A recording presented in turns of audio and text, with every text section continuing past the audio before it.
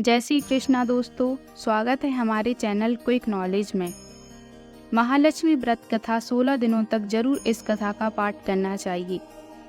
महालक्ष्मी व्रत का आरंभ भाद्रपद माह की अष्टमी तिथि से होता है और अगले 16 दिनों तक यह व्रत चलता है। इस व्रत को करने से माँ लक्ष्मी प्रसन्न होती हैं और उनकी विशेष कृपा बनी रहती है। महालक्ष्मी व्रत भविष्य पुराण में वर्णित कथा के पाठ के बिना अधूरा माना जाता है। तो आइए शुरू करते हैं महालक्ष्मी व्रत की संपूर्ण कथा। धर्मराज युधिष्ठिर बोले, हे पुरुषोत्तम, अपने नष्ट स्थान की पुनः प्राप्ति कराने वाला और पुत्र आयु सर्वश्रेष्ठ तथा मनोविचलित फलप्रद कोई एक व्रत मुझे कहिए। श्री कृष्ण ने युधिष्ठिर से कहा, सतयुग के आदि में जिस समय दैत्यराज मृत्युंजय ने देवताओं के स्वर्गलोक में प्रवेश किया, उस समय इंद्र ने भी यही प्रश्न नारद मुनि से किया था। इंद्र के पूछने पर नारद जी कहने लगे, हे इंद्र सुनो, पूर्व समय में अत्यंत रमणीय पुरंदपुर नाम का एक नगर था। उसकी भूमि रत्नों से युक्त थी और पर्वत भी रत्नों से भरे हुए थे। वह नगर धर्म, अर्थ, काम, मोक्ष इन चारों पुरुषार्थों का उत्पत्ति स्थान होने के कारण संसार का भूषण स्वरूप था। इस नगर में मंगलमय मंगल नामक राजा राज्य करता था। उसके महादुर्भाग्य चिल्ल देवी और यशवनी चोल देवी ये दो रानियां थीं। एक समय राजा मंगल चोल देवी के साथ महल के शिखर पर बैठा था। वहां से उसकी दृष्टि समुद्र के जल से घिरे हुए एक स्थान पर पड़ी। उस जगह को देखकर अति प्रश्नचित हो राजा ने चोल देवी से कहा, हे देवी, मैं तुम्हारे लिए नंदन वन को भी लजाने वाला एक बगीचा बनवा दूंगा। राजा की वाक्य सुनकर रानी ने कहा, हे प्रांत, ऐसा ही कीजिए। तदनुसार राजा ने उस स्थान पर बगीचा बनवा दिया। वह बाग थोड़ी ही समय में अनेक वृक्ष, लता, फूलों और पक्षी गणों से संपन्न हो गया। एक समय उस उद्यान में विकराल शरीर से युक्त मेघ तुल्य काला एक सूकर आ गया। वहां अपनी डाढ़ों से सूर्य चंद्रमा को भी खींच सकता था। गर्जन में वह प्रयाकाल के मेघ सदृश था। उसने आकर अनेक वृक्षों को तोड़ मरोड़ डाला और उस उद्यान को चौपट कर दिया। हे युधिष्ठिर, उस सूकर ने किसी वृक्ष को जड़ से उखाड़ा, किसी को दांतों से तोड़ा, किसी को दांतों की रगड़ से ही तोड़ दिया। काल के समान उस सूकर ने कई रखवालों को मार डाला। तब बगीचा के रक्षक भयभीत होकर राजा के पास गए और सब हाल कह सुनाया। यह बात सुनकर राजा के नेत्र क्रोध से लाल हो गए। राजा ने निजी सेना को आज्ञा दी कि शीघ्र ही जाकर उस सूकर को मार डालो। तदंतर राजा भी एक मतवाले हाथी पर सवार होकर उद्यान की ओर चले गए। वह सेना अश्वमुह रूपी वस्त्र से ढकी हुई पृथ्वी को हिलाती तथा रथों की शीघ्र गति से उत्पन्न पवन से संपूर्ण सैनिकों को कांपती तथा पैदल सेना शब्द से दिशाओं को पूरित करती हुई बगीचे के नजदीक पहुंची और उसे चारों ओर से घेर लिया।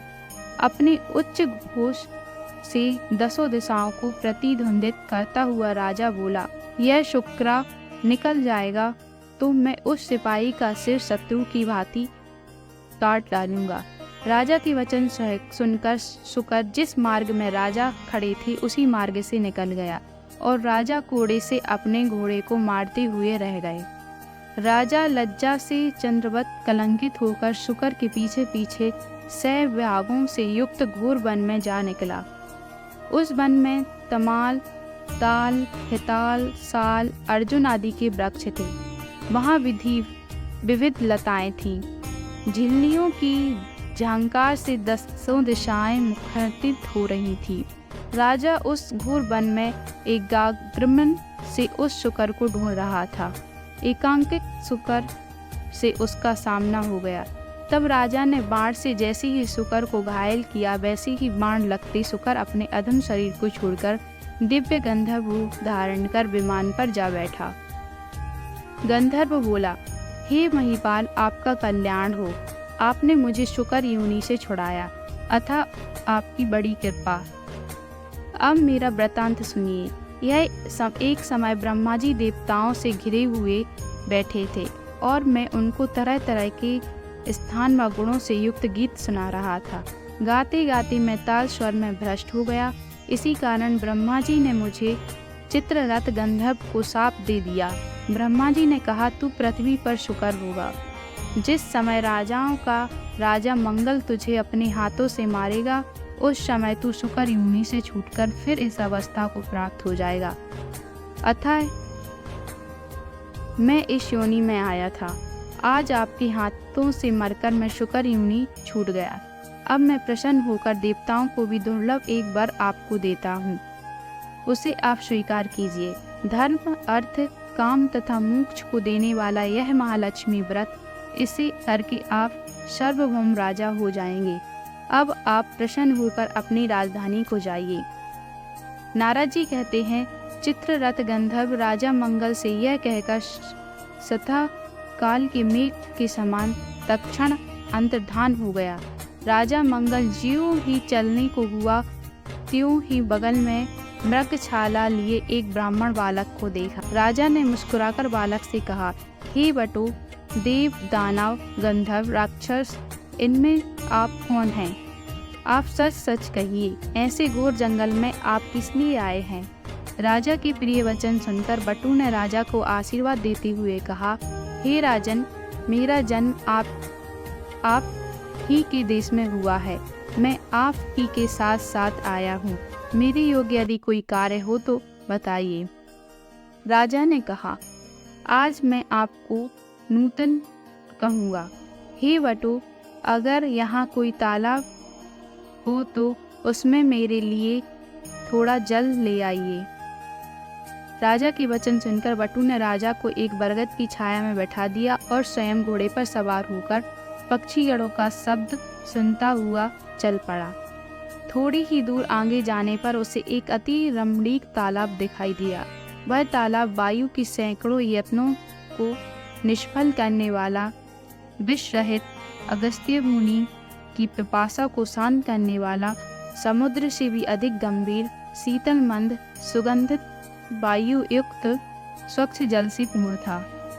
उसके निकट बटू घोड़े को लेकर ज्यों ही गया त्यों ही कीचड़ में धंस गया। वह घोड़े से उतरकर चारों ओर देखता हुआ तालाब के निकट पहुंचा तो वहां उसने कई स्त्रियों का झुंड देखा। अनेक दिव्यांबरों को धारण किए दिव्य अलंकारों से युक्त होकर स्त्रियां कथा कह रही थीं।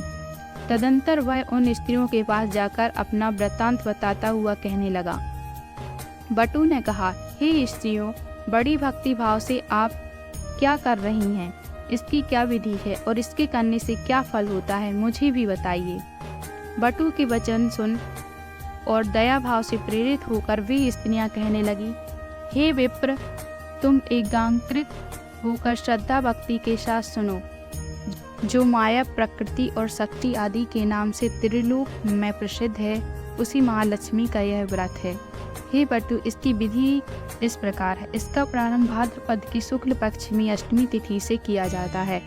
उस दिन प्रातःकाल उठकर 16 बार हाथ, पांव और मुख धोकर 16 तंतुओं से निर्मित यह तथा 16 ग्रंथि से युक्त एक डोरी बनाकर उसे चमेली के पुष्प, कपूर, चंदन, अगर आदि सुगंधित पदार्थों से पूजकर महालक्ष्मी नमः इस महामंत्र से उसके 16 ग्रंथियों को अभिमंत्रित करते हुए कहें, हे महालक्ष्मी, धन, धान्य, पृथ्वी, धर्म, कीर्ति, आयु, श्री, घोड़ा, हाथी और पुत्र आदि यह सब मुझे प्रदान करिए। इस प्रकार प्रार्थना करके उस डोरे को दाहिने हाथ में बांधे और अक्षतों के साथ 16 धूप के पौधों को हाथ में लेकर एकांत्रित होकर कथा सुने। जब जल में दूध को भिगोकर अपने सिर, हाथ, पैर में मार्जन करें। भाद्रपद शुक्ल अष्टमी से अश्विन कृष्ण अष्टमी तक 16 दिन नित्य हाथ में अक्षत लेकर कथा सुने। 16वें दिन अश्विन कृष्ण अष्टमी को सायंकाल के समय जितेंद्रिय हो स्नान कर सफ़ेद कपड़े पहनकर पूजा घर में जाएं। वहाँ पर पूर्व विमुख हो पवित्र आसन पर बैठ अष्टदल श्वेत कमल बनाए। कमल दल के किनारे इंद्रादिक शक्तियों को लिखें। कणिका में श्वेतांगी, श्वेत वर्ण वाली, श्वेत पत्र मोतियों से अलंकृत, कमलासना, हास्य युक्त, कमलवत मुख वाली, शरचंद्र के तुल्य, कांतिमती, चतुर्भुजा, 2 हाथों में कमल लिए, अभयदायिनी, दोनों ओर से हाथियों के सूंड से जल से सींचती हुई, अटल छत्र युक्त महालक्ष्मी का ध्यान करते हुए कपूर, अगर और चंदन से महालक्ष्मी की पूजा करें। उनका आह्वान करके कहें, हे महालक्ष्मी, विष्णु के स्थान से तुम यहाँ आओ। हे देवी, आप ही के निमित्त मैंने यह पूजन की सामग्री जुटाई है। हे विप्र, व्रती 16 दिन पूरा होने पर किस विधि से उद्यापन करें, वह भी सुनो। स्वर्ण के शंख से युक्त गो तथा स्वर्ण आदि किसी विद्वान और वेद पाठी ब्राह्मण को दान करके दें।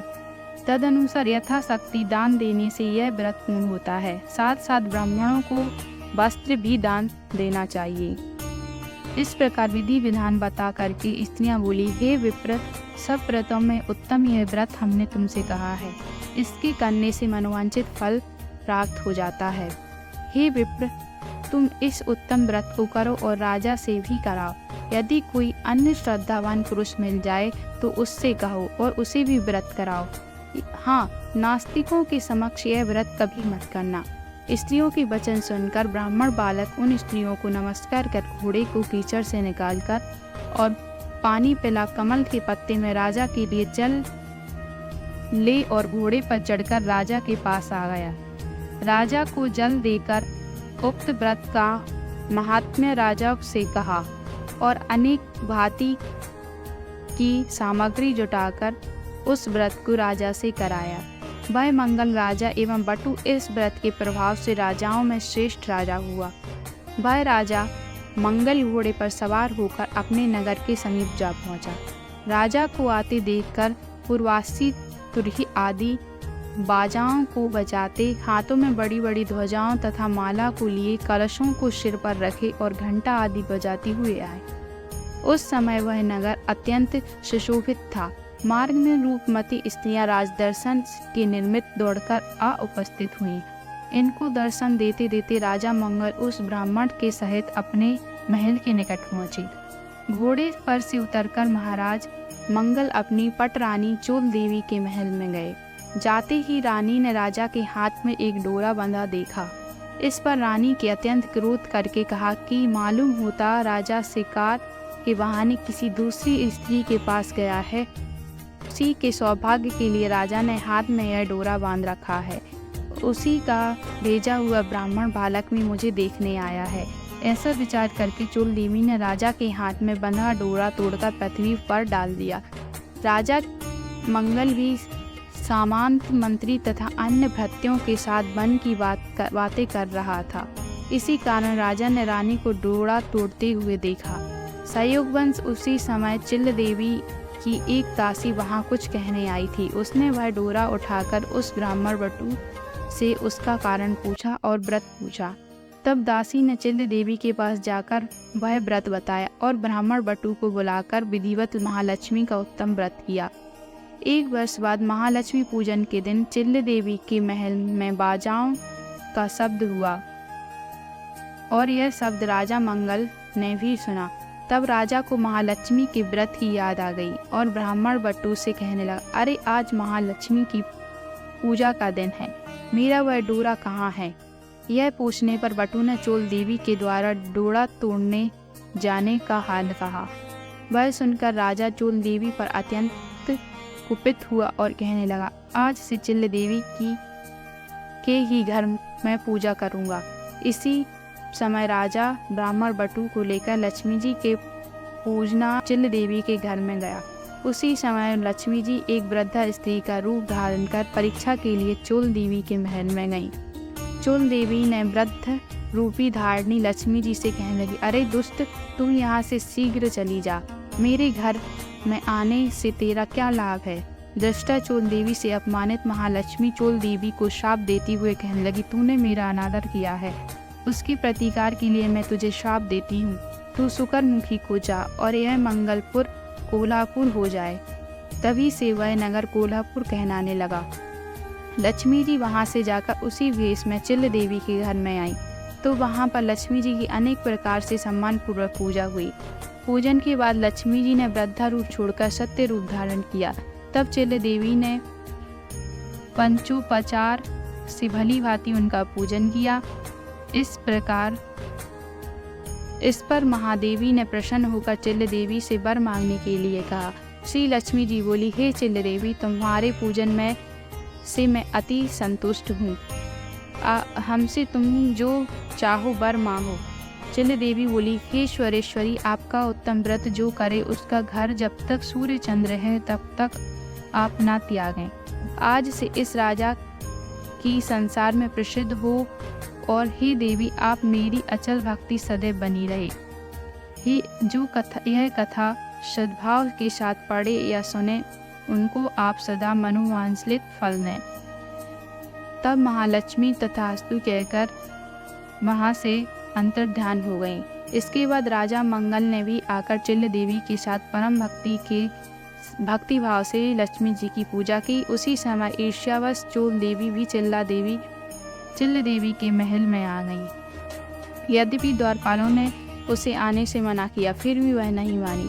वहाँ की गतिविधि देखकर चोल देवी के मन में ना जाने क्यों आया कि वह वहाँ से सीधी अंगिरा ऋषि के स्थान से सुशोभित घोर जंगल में चली गई। महर्षि ने चोल देवी को विचित्र आकृति को देख ज्ञान दृष्टि से विचार करके उसके द्वारा महालक्ष्मी व्रत कराया।